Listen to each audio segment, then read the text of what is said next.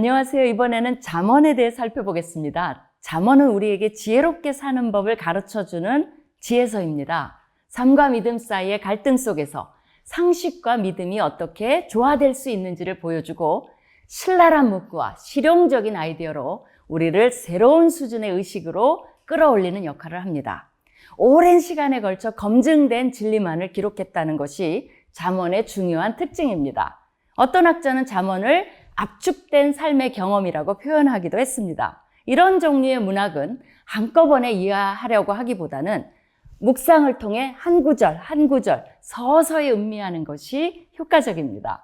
잠언 1장 1절에 다윗의 아들 이스라엘의 왕 솔로몬의 잠언이라는 말씀에서 솔로몬의 잠언 또는 잠언이라는 제목이 붙었습니다. 잠언에 해당하는 히브리어 단어 마샬은 비교하다라는 의미를 가지고 있는데 지혜와 어리석음, 의인과 악인, 생명과 죽음 등 대조적인 것들을 비교함으로써 진리를 전달합니다. 반면 우리말에서 잠이라는 한자어는 병을 고치는 데 쓰는 침이라는 뜻과 경계하다라는 뜻으로 잠언은 침과 같이 톡 쏘는 가르침이며 살아가는 데 경계가 되는 금언, 격언이라는 의미가 들어 있습니다. 잠언은 저자에 따라 7부분으로 나누어집니다. 첫 부분인 1장에서 9장은 솔로몬의 잠언입니다. 두 번째 부분은 10장에서 22장 16절까지로 다시 솔로몬의 잠언이라고 저자를 밝힙니다. 세 번째 부분은 22장 17절부터 24장까지로 지혜 있는 자의 말씀이라는 표현이 두 번 나옵니다. 네 번째 부분은 25장부터 29장까지로 솔로몬이 쓴 것이지만 유다 왕 히스기야의 신하들이 편집한 것이라고 밝힙니다. 솔로몬 왕과 히스기야 시대가 200년 이상 차이가 나므로 잠언이 오랜 기간에 걸쳐 완성되었음을 알 수 있습니다. 다섯 번째 부분인 30장은 아굴의 잠언, 여섯 번째 부분인 31장은 르무엘 왕의 말씀인데 이 두 사람에 대해서는 알려진 바가 전혀 없습니다. 어떤 학자들은 아굴과 르무엘이 솔로몬의 별명이라고 여겨 잠언 거의 전체를 솔로몬이 쓴 것으로 간주하기도 하는데 확실하게 결론을 내릴 수는 없습니다. 마지막 이 7번째 부분은 31장 10절에서 31절까지로 익명의 현숙한 여인이 나옵니다. 잠언의 피날레를 장식하는 이 여인은 지혜가 의인화된 것인데 그녀는 지혜의 원리에 따라 살며 여호와를 경외함을 근본으로 하기 때문에 아름답고 완벽하게 조화로운 삶을 사는 모범이 됩니다.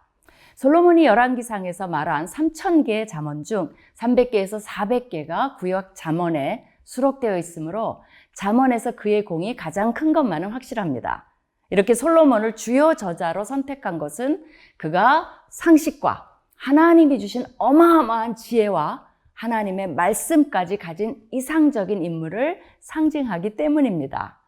1장 2절에서 7절의 잠언의 목적이 7가지로 잘 나와 있습니다. 지혜와 훈계를 알게 하며 명철의 말씀을 깨닫게 하며 정의와 정직을 행하도록 훈계를 주며 어리석은 자를 슬기롭게 하며 젊은이들에게 지식과 분별력을 갖게 하며 지혜 있는 자에게는 학식과 명철과 지략을 더한다고 말합니다. 또한 여호와를 경외하는 것이 지식의 근본이거늘 미련한 자는 지혜와 훈계를 멸시하느니라는 7절은 잠언의 핵심 구절로 여호와를 경외하는 법을 배우게 하는 것이 잠언의 목적이라고 밝히고 있습니다. 잠언은 삶의 기본이 하나님과의 관계에서 규정된다고 가르칩니다. 그 바탕 위에 도덕적인 이해와 옳고 그름에 대한 판단력을 기르는 것입니다. 그렇기 때문에 단순히 이 세상을 잘 살기 위한 지혜를 가르쳐주는 것이 아니라 하나님을 경외하는 삶을 살기 위한 지혜를 가르쳐주는 것이 목적입니다. 삶의 세세한 이슈들을 토라의 관점에서 어떻게 바라보아야 할지 다루어져 있습니다. 실제로 잠언은 다양한 삶의 이슈들을 다룹니다. 악한 무리와 어울리는 것의 대가, 훈계와 보상, 부모에게 효도하는 것, 미련한 자의 말로, 훌륭한 인격의 가치, 위선적 믿음, 무절제한 위험, 사업윤리, 이웃과의 관계, 결혼관계, 음탕함, 거짓과 속임, 교만함의 위험, 나태와 게으름, 말을 조심하는 것, 불의한 저울, 보증을 서는 문제, 수다, 다툼, 오만, 험담, 명예훼손, 미움, 비방, 사기, 시기, 술 취함, 뇌물, 자족함, 식탐, 분노, 실패, 가난, 부유함, 관대함, 검소, 인내 등 광범위한 주제들을 다룹니다. 어떤 학자의 말대로 잠언은 영원을 살 수 있는 건강한 인격으로 준비시키고 성장시키는 책입니다.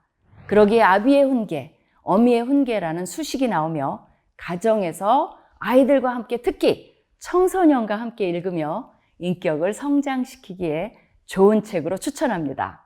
다만 잠언을 읽을 때 이것은 지혜로운 안내서이지 율법과 같은 절대적 명령의 선포는 아니라는 것에 주의해야 합니다.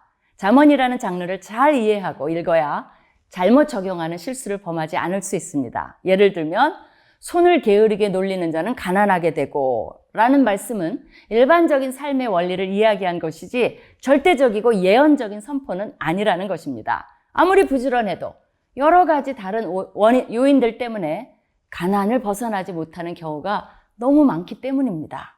잠언은 지혜의 말씀이지만 지혜롭게 읽지 않으면 오히려 지혜롭지 않게 될 수도 있습니다.